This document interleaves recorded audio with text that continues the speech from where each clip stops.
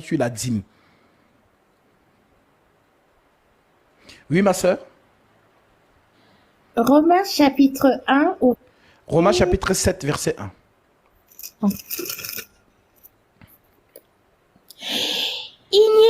Ignorez-vous, frères, car je parle à des gens qui connaissent la loi, que la loi exerce son pouvoir sur l'homme aussi longtemps qu'il vit. Ainsi, une femme mariée est liée par la loi à son mari tant qu'il est vivant. Mais si le mari meurt, elle est dégagée de la loi qui la liait à son mari. Si donc du vivant de son mari, elle devient la femme d'un autre homme, elle sera appelée adultère. Mais si le mari meurt, elle est affranchie de la loi, de sorte qu'elle n'est point adultère en devenant la femme d'un autre. Amen. J'explique. L'homme dont on parle là, c'est Moïse, la loi. Et l'homme, la loi, Moïse, a ses ordres dans sa maison. Madame, tu dois payer la dîme.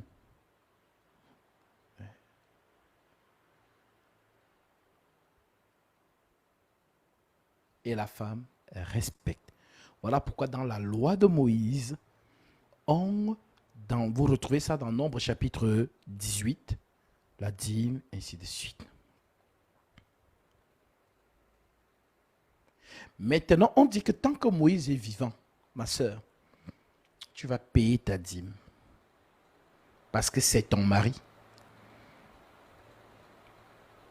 Donc, le mari d'Israël en ce temps, c'est qui? C'est Moïse. Voilà pourquoi les Israélites se réfèrent qu'à Moïse.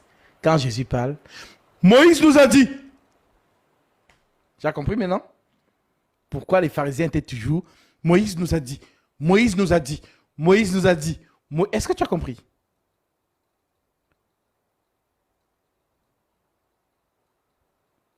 C'est l'homme de la loi.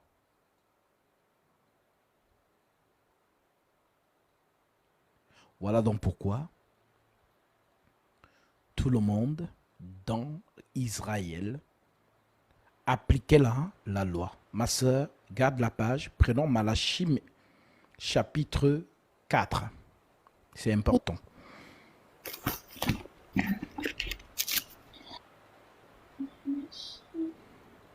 Alors, je vais faire monter lorsque je vais terminer l'exposé parce qu'il faut que les gens comprennent comment on les a menti depuis longtemps. Dans tous les faux hommes de Dieu qui est cachés en faux profil là, votre business est fini. Vous allez faire faillite.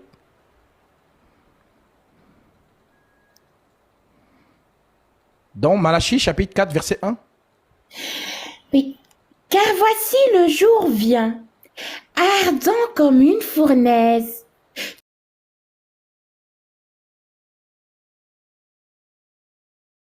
Le jour qui vient les embrasera, dit l'Éternel des armées. Il ne leur laissera ni racines, ni rameaux. Mais pour vous qui craignez mon nom, se lèvera le soleil de la justice, et la guérison sera sous ses ailes. Vous sortirez et vous sauterez comme les veaux d'une étable, et vous foulerez les méchants, car ils seront comme de la cendre sous la plante de vos pieds, au jour que je prépare, dit l'Éternel des armées. Souvenez-vous de la loi de Moïse, mon serviteur, auquel j'ai prescrit en Horeb pour tout Israël des préceptes et des ordonnances. Amen. Malachie 4 te dit, souvenez-vous de la loi de Moïse, le premier mari, mon serviteur, auquel je prescris en Horeb des préceptes et des ordonnances pour tout Israël. Toi qui me regardes là, Ahmed, toi là, oui, Ahmed, tu es israélite? Est-ce que tu es israélite? La loi existe avant Moïse, car Abraham a payé la dîme. Tu es pressé, ne t'inquiète pas, il veut te cuire. Il dit que ton business est fini. On va y arriver. Tu vas comprendre ce que Paul dit à propos de ça. Est-ce que vous êtes israélite? On a prescrit les ordonnances et les préceptes pour tout Israël. Donc, qu'est-ce que ces bandits faisaient? Ils vous donnent Malachie 3, mais ils vous cachent Malachie 4. Pourtant, dans les parchemins, il n'y a pas de chapitre. Dans les parchemins, il n'y a pas de chapitre. C'est un rouleau.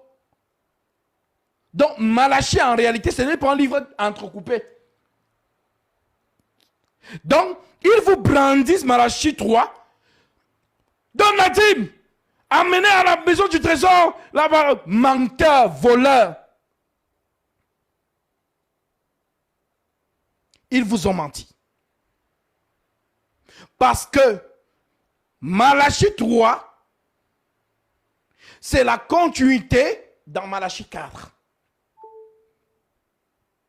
Maintenant qu'on a lu Malachie 4, Dieu te dit là-bas que j'ai prescrit des préceptes et des ordonnances pour tout Israël. Souvenez-vous, ma soeur reprend ça, souvenez-vous de la loi de qui? Souvenez-vous de la loi de Moïse, mon serviteur, auquel j'ai prescrit en Horeb pour tout Israël des préceptes et des ordonnances. Tu as compris? Donc, quand Paul te parle dans Romains 7 là, du premier mari par lequel la femme est liée, on parle de Moïse et de ses préceptes et de ses ordonnances. C'est l'homme dans son foyer qui instaure ses règles.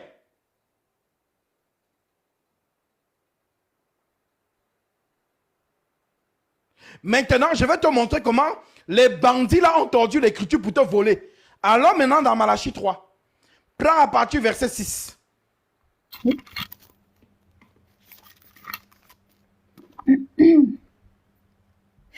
Car je suis l'Éternel, je ne change pas.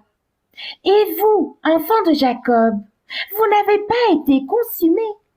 Depuis le temps de vos pères, vous vous êtes écartés de mes ordonnances. Amen. L'Éternel parle à qui? Vous, enfants de qui? Jacob. La nation d'Israël. Continue. Vous ne les avez point observés. Revenez à moi, et je reviendrai à vous, dit l'Éternel des armées. Et vous dites, en quoi devons-nous revenir? Un homme trompe-t-il Dieu? Vous me trompez. Dites, avons-nous trompé? Ça recommence à bugger. Je vais reprendre. Depuis le temps de vos pères, vous vous êtes écartés de mes ordonnances. Vous ne les avez point observées. Revenez à moi, et je reviendrai à vous, dit l'Éternel des armées. Et vous dites, en quoi devons-nous revenir? En quoi devons-nous revenir? Un homme trompe-t-il Dieu? Car vous me trompez. Et vous dites, en quoi t'avons-nous trompé? Dans les dîmes et les offrandes, vous êtes frappés par la malédiction. Et vous me trompez. La nation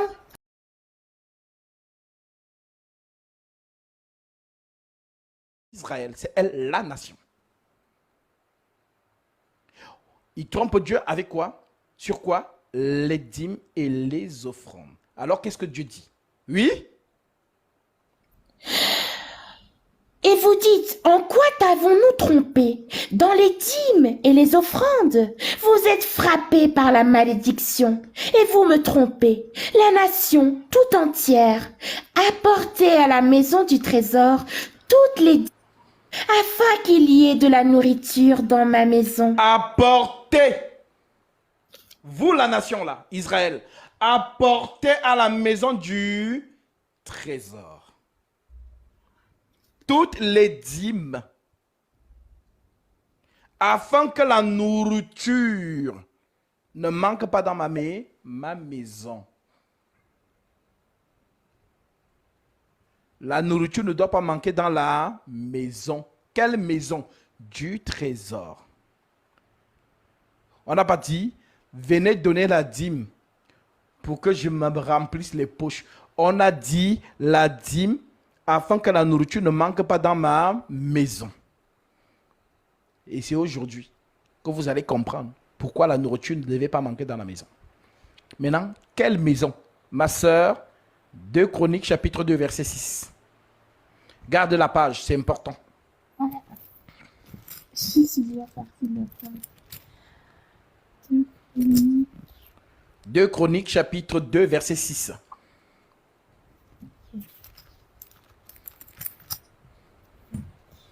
Amen, ne te fatigue pas. Tu n'auras plus la dîme, c'est fini. Voilà, si tes fidèles sont dans les lives, là, c'est fini, ils vont comprendre. Donc, ça ne sert à rien. Voilà, c'est fini. Mais qui a le pouvoir de lui bâtir une maison, puisque les ne Ça bug encore chez toi.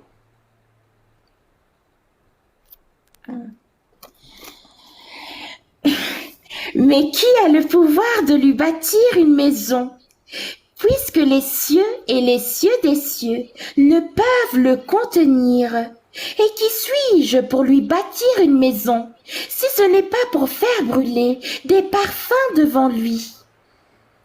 Envoie-moi donc un homme habile pour les ouvrages en or, en argent, en airain et en fer, en étoiles teintes en pourpre, en cramoisi, en bleu, et connaissant la sculpture, afin qu'il travaille avec les hommes habiles qui sont auprès de moi, en Juda et à Jérusalem, et que David mon père a choisi. Envoie-moi aussi du Liban, des bois de cèdre, des cyprès et des sandales. Amen. Donc, la maison du trésor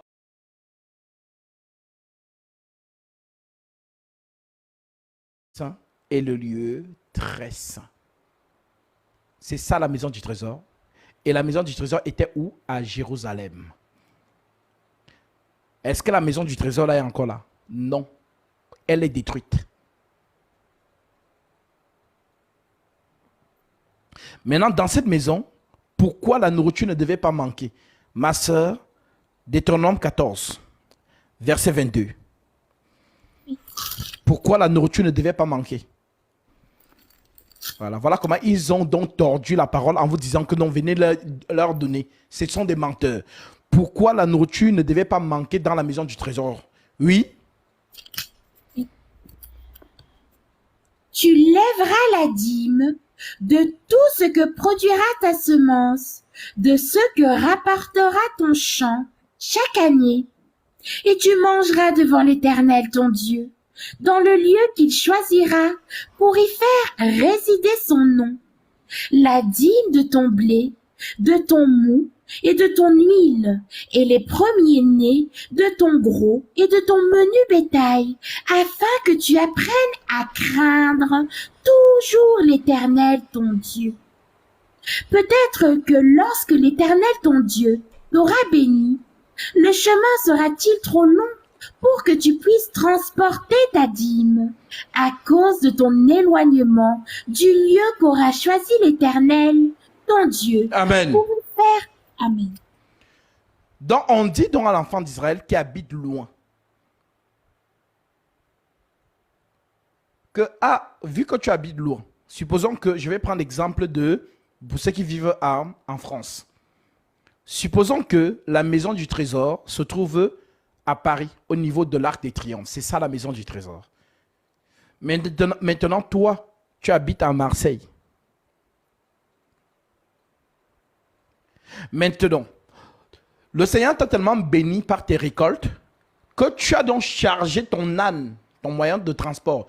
C'était des ânes, des bœufs ou quoi que ce soit. Donc tu charges donc ton âne de tout ce que les récoltes t'ont donné et tu voyages jusqu'à Paris, Arc de Triomphe, pour venir manger ta dîme dans la maison du trésor. Pas donner, manger. Parce que la nourriture qui ne devait pas manquer dans la maison du trésor, là, c'était pour Israël, pour qu'ils mangent eux-mêmes. Pas pour que l'homme de Dieu parte avec. Voilà donc pourquoi on lui dit donc que la distance est trop longue. Ce que tu vas faire, c'est quoi? Oui, ma soeur? Ton micro.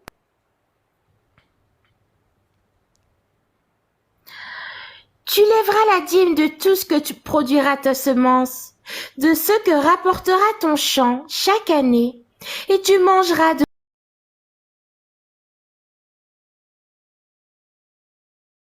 résider son nom, la dîme de ton blé, de ton mou et de ton huile, et les premiers-nés de ton gros et de ton menu bétail, afin que tu viennes à craindre toujours l'Éternel. Peut-être que l'Éternel ton Dieu, le chemin au long Alors, pour que tu puisses. je pense que dans les commentaires, ça bug. Est-ce que ça bug? Oui, ça bug. Alors, ma soeur, je vais prendre le relais. Je vais prendre le relais. Essaye, je sais pas, peut-être d'éteindre et de rallumer parce que je sais pas pourquoi c'est trop, ça coupe fréquemment. Donc, et c'est voilà, peut-être le temps que tu le fais, je vais prendre le relais.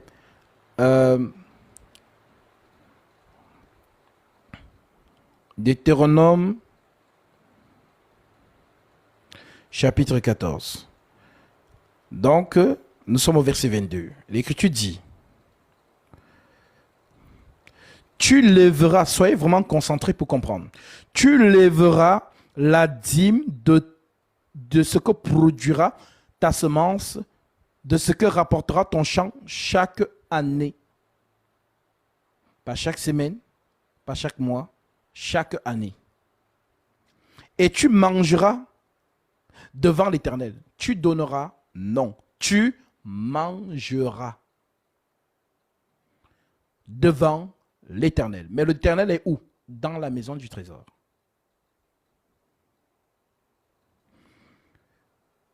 Et tu mangeras devant l'Éternel, ton Dieu, dans le lieu qu'il choisira pour y faire résider son nom. Son nom résidait dans quel lieu? La maison du trésor. La dîme de ton blé, de ton mou et de ton huile, et les premiers-nés de ton gros et de ton menu bétail, afin que tu apprennes à craindre toujours l'Éternel, ton Dieu. Peut-être, lorsque l'Éternel, ton Dieu, t'aura béni, le chemin sera-t-il trop long? C'est ce que je vous ai expliqué à travers Paris et Marseille. Peut-être, lorsque l'Éternel, ton Dieu, t'aura béni, le chemin serait-il trop long pour que tu puisses transporter ta dîme à cause de ton éloignement du lieu qu'aura choisi l'Éternel, ton Dieu, pour y faire résider son nom. Donc, vu que tu es éloigné de la maison du trésor, le chemin sera trop long pour toi. Alors, qu'est-ce que tu vas faire? Verset 25, écoutez. Alors, tu échangeras ta dîme contre de l'argent. Oui, parce que tout ce que tu vas transporter, c'est du poids. Et le chemin est long, ça va être fatigant. Alors, tu échangeras ta dîme contre de l'argent. Donc, qu'est-ce que tu vas faire? Tu vas liquider ce que tu as en transformant ça en argent. En d'autres termes, tu vas vendre ça. Tu vas transformer ça en argent. L'argent ne pèse pas. Tu mets dans ta poche et ensuite, tu voyages léger jusqu'à la maison du trésor. Alors, tu échangeras ta dîme contre de l'argent. Tu serras cet argent dans ta main et tu iras au lieu que l'Éternel, ton Dieu, aura choisi, la maison du trésor. Là, tu achèteras avec l'argent. Écoutez bien. Là, tu achèteras avec l'argent tout ce que tu désireras. Des bœufs, donc les choses que tu as vendues. Donc tu viens racheter ça dans la maison du trésor. Voilà donc pourquoi la nourriture ne devait pas manquer là-bas. Tu as compris? Parce que cette nourriture qui ne devait pas manquer, selon Malachie 3, dans la maison du trésor, ça servait aux enfants d'Israël qui venaient de loin. pour venir acheter ça dans la maison du trésor et manger. C'est bon? Tu as compris? Tu as vu qu'ils t'ont menti donc depuis longtemps. Ils t'ont menti. Alors tu échangeras ta dîme contre de l'argent, tu serreras cet argent dans ta main. Et tu iras au lieu que l'Éternel ton Dieu aura choisi pour y faire résider. Aura choisi. Verset 26. Là, tu achèteras avec l'argent tout ce que tu désireras. Des bœufs, des brebis, donc tout ce que tu as vendu en fait. Des bœufs, des brebis, du vin et des liqueurs fortes, dont le vin, le Bordeaux. Liqueurs fortes, c'est le whisky, vodka, tout ça. C'est quand on dit non, tu ne dois pas boire l'alcool. Ils buvaient devant Dieu, dans la maison du trésor. Là, tu achèteras avec l'argent tout ce que tu désireras. Des bœufs, des brebis, du vin, des liqueurs fortes. Tout ce qui te fera plaisir. Tu mangeras devant l'Éternel, ton Dieu, et tu te réjouiras, toi et ta famille. Tu ne délaisseras point le Lévite qui sera dans tes portes, car il n'a ni part ni héritage avec toi. Donc, quand tu es en train de manger avec ta famille, là, tu es en train de te réjouir. Si un Lévi passe, tu lui dis, viens manger avec toi. Pourquoi? Parce que Lévi est un mendiant en Israël. Conformément à Genèse chapitre 49, à partir du verset 1. Le père de Lévi l'a rendu mendiant. C'est parce qu'il a été rendu mendiant que Dieu est venu prendre le mendiant d'Israël pour lui donner le sacerdoce. Je te lis ça. Genèse 49, verset 1. Et puis je reviens sur Deutéronome 14.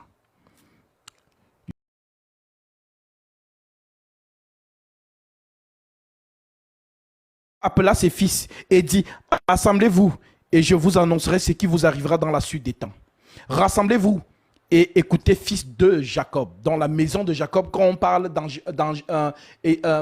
Malachie 3.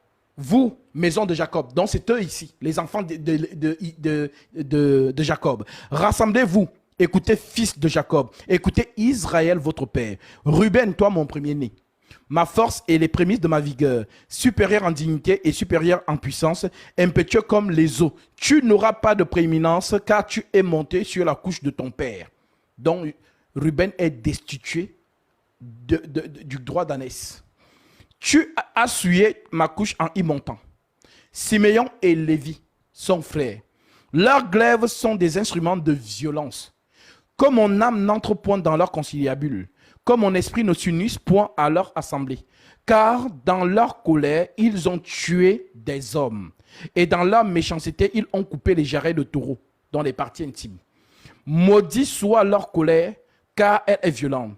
Et leur fureur, car elle est cruelle. Je les séparerai dans Jacob et je les disperserai dans Israël. Donc, il devient mendiant. Tu as compris? C'est dans ce mendiant que Dieu vient donc choisir comme tribu à qui donne le sacerdoce. Voilà pourquoi Lévi n'a pas de part en Israël. L'héritage de Lévi, c'est l'Éternel. C'est ce qu'il dit. Je serai leur héritage. Donc, lorsque nous revenons dans Deutéronome 14, lorsque les enfants d'Israël, conformément au verset 26, là, tu achèteras avec l'argent tout ce que tu désireras, les bœufs, des brebis, du vin, des liqueurs fortes, tout ce qui te fera plaisir. Tu mangeras devant l'Éternel, ton Dieu, et tu te réjouiras, toi et ta famille.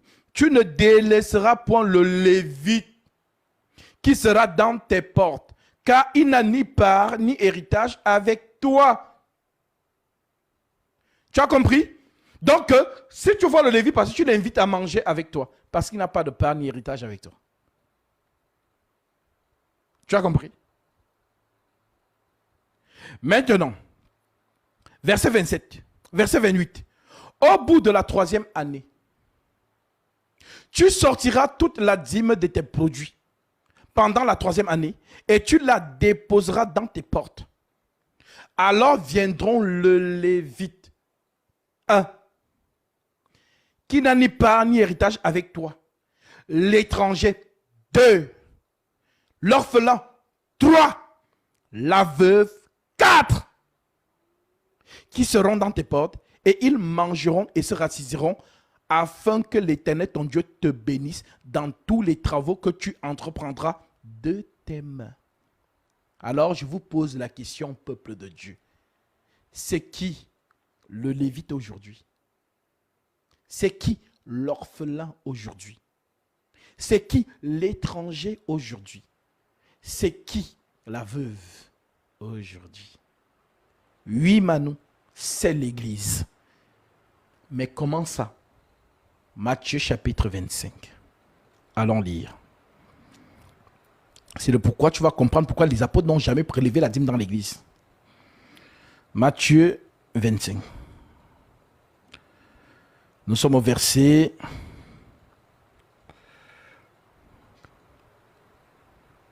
Je prends directement le verset 37.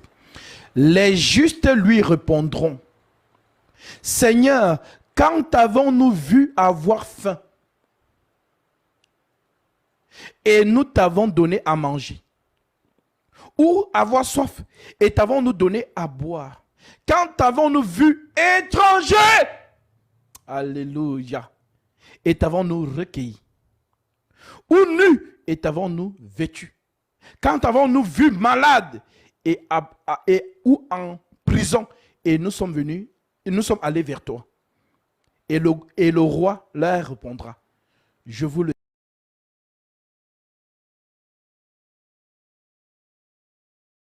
à l'un de ces plus petits de mes frères, c'est à moi que vous l'avez faite.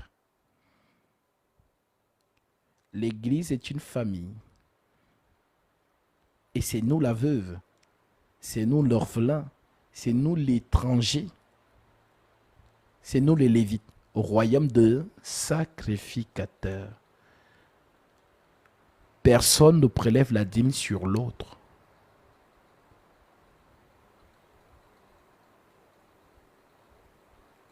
Tu as vu comment ces hommes-là sont donc méchants? Tu as vu comment tu les as enrichis? Parce qu'ils t'ont menti. C'est ça Satan. Satan vient pour égorger, détruire et tuer. Voilà pourquoi aucun apôtre, frère, le Seigneur t'a recommandé les apôtres comme référence. Jean 17, versets 19 à 20. Je me sanctifie moi-même pour eux, afin qu'eux aussi soient sanctifiés par la vérité. Et ce n'est pas pour eux seulement que je prie, mais encore pour tous ceux qui croiront en moi à travers leur parole. Alors la parole des apôtres dit dans 2 Thessaloniciens 2,15, ainsi donc frères, demeurez fermes et retenez les instructions que vous avez reçues, soit par notre parole, soit par notre lettre. Et dans les lettres, nous ne voyons aucun apôtre prélever la dîme ou d'ordonner de prélever la dîme sur le peuple. Voilà pourquoi les apôtres n'ont pas prélevé la dîme, mais ils vivaient de quoi? Des offrandes volontaires. La libéralité. C'est votre compréhension de la parole qui les nourrissait. Ça veut dire que lorsque l'homme de Dieu exerce pour toi parce que tu veux ta bénédiction, Dieu te dit dans Galates 6 à 7 que celui à qui l'on enseigne la parole fasse part de tous ses biens celui qui l'enseigne. Ne vous y trompez pas, ne se moque pas de Dieu. Ce qu'on aura semé, le moissonnera aussi. Dans quelques lieux ou quelques villages, vous entrez, informez-vous si trouvez des hommes dignes de vous recevoir.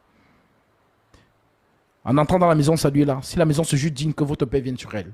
Je vous donne ma paix, je vous laisse ma paix. Je ne vous la donne pas comme le monde vous la donne. Il parle du ministère. Il a laissé la paix dans le ministère, dans vos bénédictions.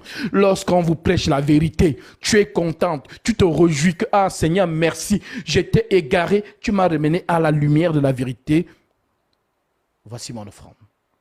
Tu prends ta paix.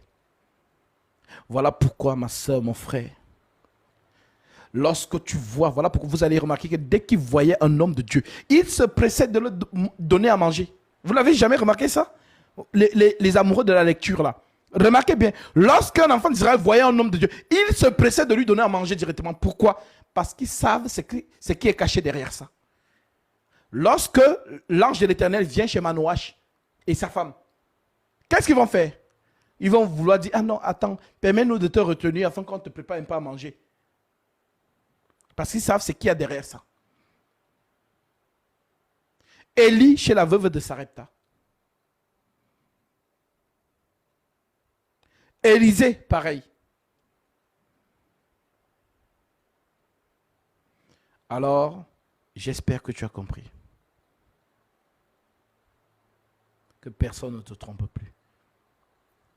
Maintenant, les écritures qu'ils vous prennent concernant Genèse, ils vous disent que non, nous sommes fils d'Abraham. Abraham a donné la dîme. Voilà pourquoi nous donnons aussi la dîme. Dites-lui que vous êtes des menteurs. Le mouvement prophétique de Genèse chapitre 14, verset 18, ne concerne pas Abraham. Abraham est un intermédiaire. Paul nous a donné la révélation. Pasteur, assieds-toi. Ouvre Hébreux chapitre 7. Lisons Hébreux chapitre 7. Hébreux 7, verset 1. Écoutez, l'Écriture dit quoi? En effet, ce Melchisedec, roi de Salem, sacrificateur du Dieu très haut, qui alla au-devant d'Abraham. Vous voyez que Paul vous ramène dans Genèse 14, verset 18. C'est là-bas où cette scène se passe.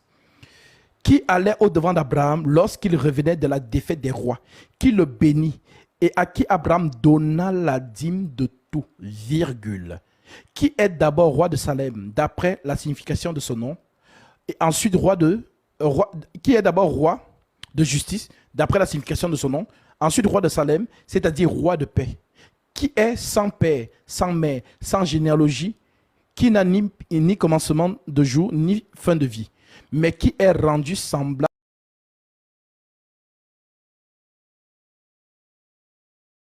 un sacrificateur à perpétuité. Verset 4, écoutez bien. Considérez combien est grand celui auquel le patriarche Abraham donna la dîme du butin. Ceux des fils de Lévi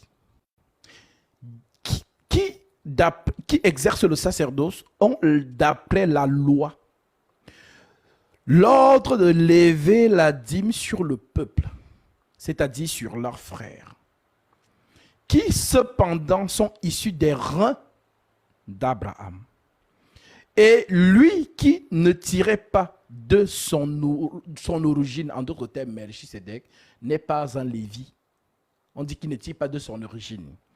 Qui ne tire pas de son origine, il leva la dîme sur Abraham et bénit celui qui avait les promesses.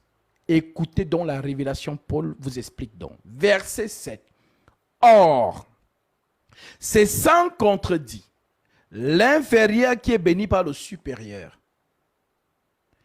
Et ici, ceux qui perçoivent la dîme sont des hommes mortels, c'est-à-dire des Lévites. Mais là, c'est celui dont il est attesté qu'il est vivant.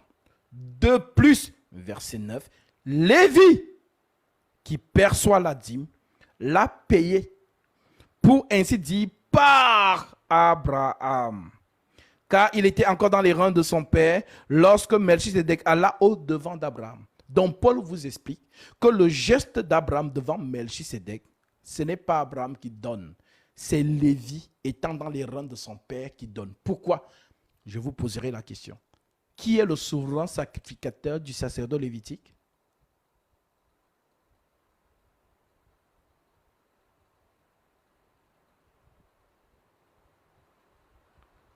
C'est Aaron.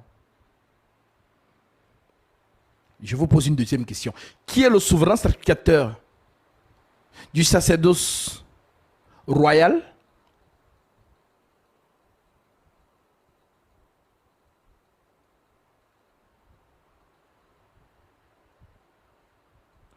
C'est Melchisedec. En d'autres termes, Jésus-Christ. Maintenant, Genèse 14, dont Paul vous explique que c'est le rendez-vous entre ces deux-là. Melchisedec et Aaron. Maintenant, l'un doit fléchir les genoux devant l'autre pour montrer que l'autre est plus grand que moi. Maintenant, entre les deux, Qui avait le sacerdoce le plus excellent? C'est Melchisédek. Alors, pour symboliser son infériorité, alors Lévi, à travers son père Abraham, donne la dîme. C'est ce que Paul vous explique. Voilà pourquoi il dit, c'est sans contredit l'inférieur qui est béni par le supérieur. Vous voyez donc que ces gens-là, ce sont des manipulateurs des versets. Ce sont des menteurs. Donc ce n'est pas Abraham qui a donné la dîme, c'est Lévi, qui n'était pas encore physiquement sur terre, mais qui est encore spermatozoïde dans les reins de son père, qui donne la dîme à travers son père pour symboliser que mon sacerdoce est inférieur à celui du sacerdoce royal de Melchisédek. Maintenant, on a corrigé Malachie 3, qu'il vous donne souvent, c'est voleur. On a corrigé Genèse chapitre 14, qu'ils vous prennent souvent comme référence, c'est voleur. Maintenant, si quelqu'un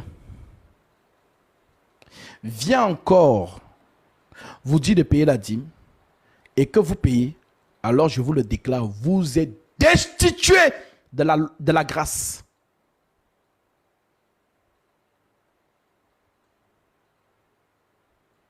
Car quand il vous menace en vous disant que si tu ne payes pas ta dîme, tu seras frappé par la malédiction. Dieu va geler tes finances. Tu lui dis, Pasteur, bois un peu d'eau. Ouvre ta Bible. Prends Galates chapitre 3 et tu me lis le verset 12 doucement. Et il va prendre sa Bible et il va lire. Tu as dit combien? Galates chapitre 3 verset 12. Voilà. Galates 3 verset 12. Alors, je lis. Lui, pasteur. Or, je ne vois pas bien. Pasteur, voilà tes lunettes. Or, la loi ne procède pas de la foi, mais elle dit, celui qui mettra ces choses en pratique vivra par elle. Pasteur, tu as compris? Tu veux mettre la loi en pratique, alors tu vivras par elle. Mais sache que aucun homme n'a réussi à vivre par la loi. Personne n'a réussi. Parce qu'on disait que si tu pratiques la loi, si tu accomplis 9 commandements et que tu pêches contre un seul, tu es coupable de tous. Tu as compris par ça? Lis encore. Tu n'as pas bien compris. Lis encore. Verset 12. Or, la loi ne procède pas de la foi. Mais elle dit, celui qui mettra ces choses en pratique vivra par elle. Point. N'est-ce pas? Maintenant, nouvelle phrase. Christ nous a rachetés de la malédiction de la loi. Mais pasteur, pourquoi toi tu dis que Dieu va me frapper de la malédiction?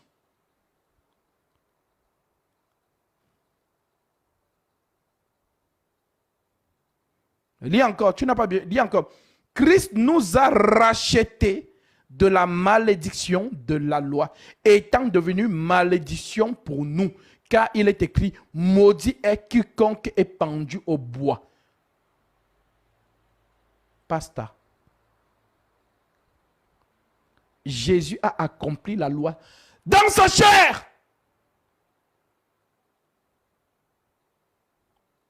Un prophète des nations. Prophétesse. Elles ont les gros titres. Hein. Ne vous inquiétez pas. Archibishop, général de Dieu, des titres. Oh, le référent. Révérend, je ne sais pas qui. Des titres, je vous dis.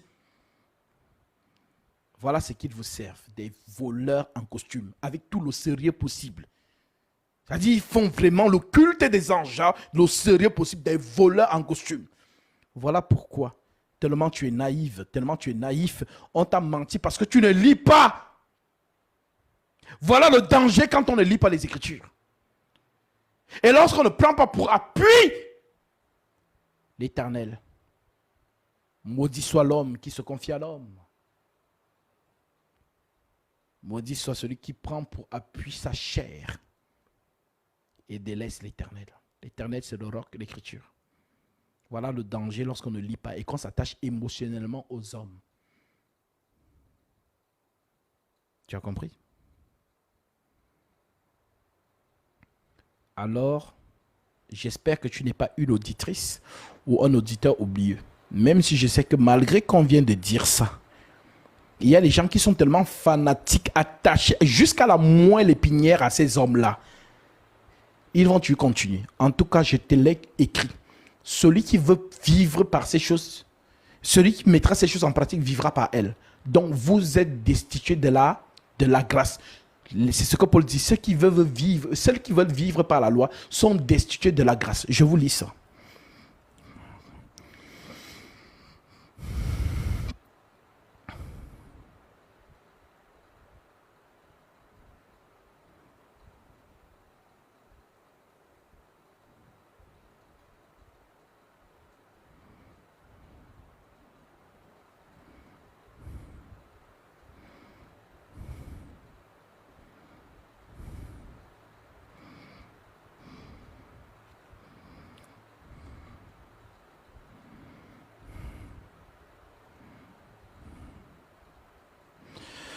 « 2 Timothée 3,12. L'Écriture déclare: Or, tous ceux qui veulent vivre pieusement en Jésus-Christ seront persécutés. » Nous continuons. Notez bien tous ces versets. Je vous amène quelque part.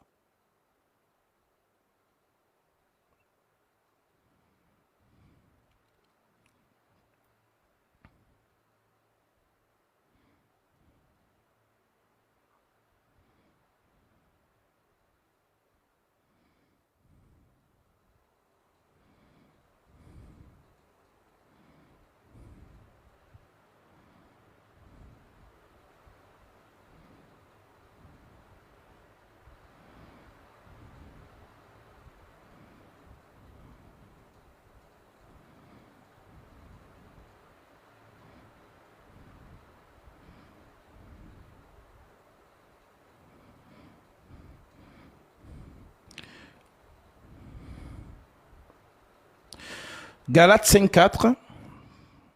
Notez aussi cela. L'apôtre Paul déclare: vous êtes séparés de Christ.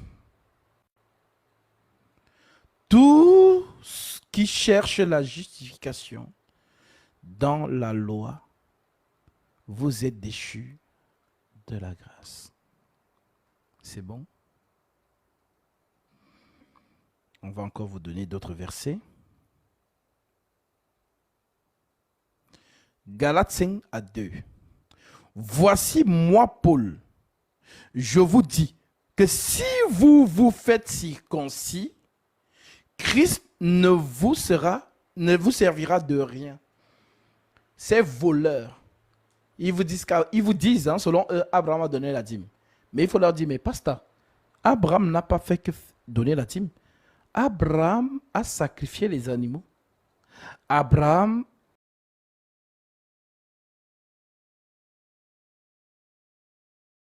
pas les animaux. Pourquoi vous ne vous faites pas circoncis selon l'alliance de la loi? Parce que la circoncision hygiénique n'a rien à voir avec la circoncision de l'alliance de la loi.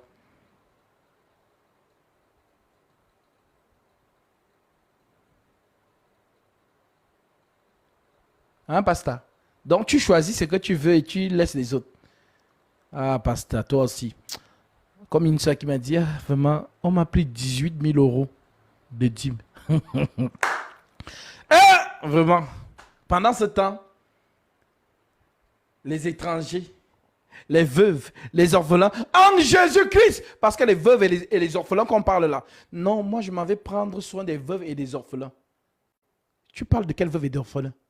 Ceux du monde, ce ne sont pas d'eux dont on parle. C'est l'Église.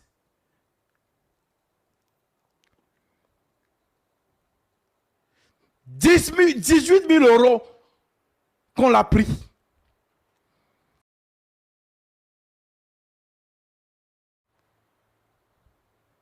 Pendant ce temps, les veuves et les orphelins, les étrangers dans l'église souffrent. Des voleurs! Je vous dis, s'il faut être riche là, ils le sont. Aux États-Unis, alors c'est grave. Si je n'avais pas peur de Dieu, frère, c'est que je suis millionnaire. Parce que voler le peuple avec le nom de Dieu, ça, je ne sais pas. Même la malédiction, je ne sais pas. Ça dit le courage de ça. Le courage de ça.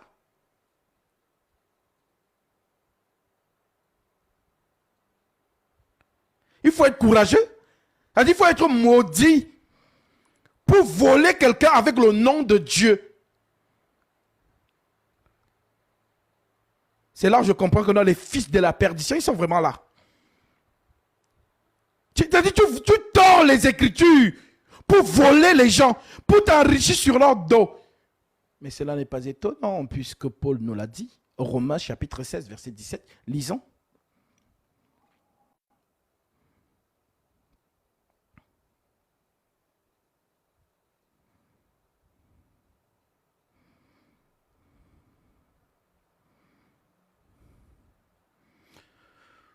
Romains chapitre 16, verset 17. Écoutez l'écriture. L'écriture dit vrai. L'écriture dit, je vous exhorte, frères. Oui, vous là. Parce que vous êtes têtus.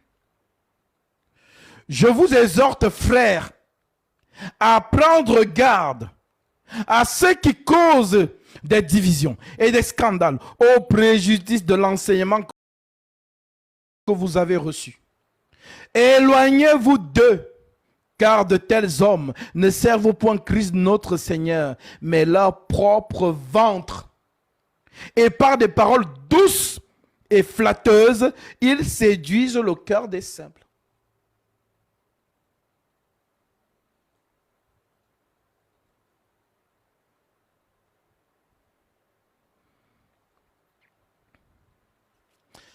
Ma sœur Margot, l'Écriture dit, Dieu considère le temps de l'ignorance. Lorsqu'on a fait quelque chose et que on a rencontré la vérité et qu'on fléchit devant la vérité, le Seigneur nous pardonne. Le Seigneur résiste aux orgueilleux, c'est-à-dire l'orgueilleux, c'est celui qui a volé. Mais lorsqu'il rencontre la vérité, il reste dans les mêmes éléments. C'est ça en fait l'orgueil. Dieu résiste aux orgueils. C'est ça en fait. Mais celui qui agit par ignorance, il pensait connaître. Un jour, il découvre la vérité, il dit, ah vraiment Seigneur, pardonne-moi. La personne là, en fait, c'est quelqu'un qui n'est pas orgueilleux. Ça veut dire qu'il agissait dans l'ignorance. Maintenant qu'il a vu la vérité,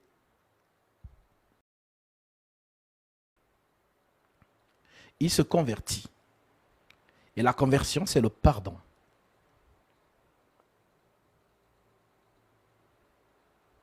Je sais qu'ils sont là en faux profil, qui dépouillent des familles entières. C'est ce que l'apôtre Paul dit. Ils entrent dans des maisons captives des femmes d'un esprit faible et borné. Vous savez combien d'appels je reçois par jour?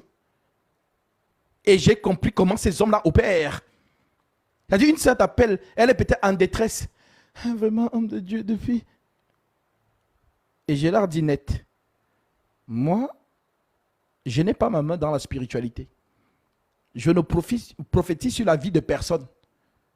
Homme de Dieu prophétise sur ma vie. Je ne prophétise sur la vie de personne. Ce n'est pas moi qui prends la prophétie dans ma poche et je te donne. C'est-à-dire, il vient ou elle vient tellement en détresse, le voleur repère ta détresse. Il le repère. Alors, quand tu es en train de dire ta décret là, oh ma soeur, c'est très fort. Oh là là, non, sème ton Isaac. Oui, c'est comme ça que ça se passe. La soeur est en détresse, le frère est en détresse. Sème le Isaac, quand tu entends sème Isaac, ça veut dire que Isaac et Sarah ont eu, Abraham et Sarah ont eu Isaac à quel âge? Abraham avait 100 ans, Sarah 90 ans. Donc c'est ce qu'ils avaient le plus important de leur vie. Au point où Dieu veut comparer l'amour qu'Abraham